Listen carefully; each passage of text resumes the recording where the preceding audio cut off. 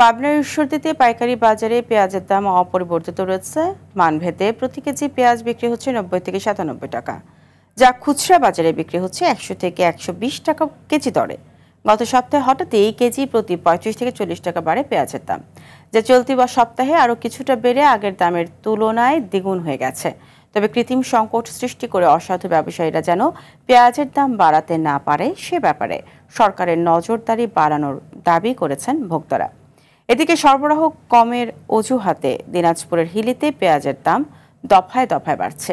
দেশি ভালো মানের পেঁয়াজ ৯৫ টাকা কেজিতে বিক্রি হচ্ছে। ভারত থেকে পেঁয়াজ আমদানি না হলে দাম আরও বাড়ার আশঙ্কা করছেন খুচরা ব্যবসায়ীরা। সাতক্ষীরার ভোমরা স্থল বন্দর দিয়ে ২ মাস ধরে পেঁয়াজ আমদানি বন্ধ রয়েছে। এতে প্রভাব পড়ছে দেশীয় পেঁয়াজের দামে।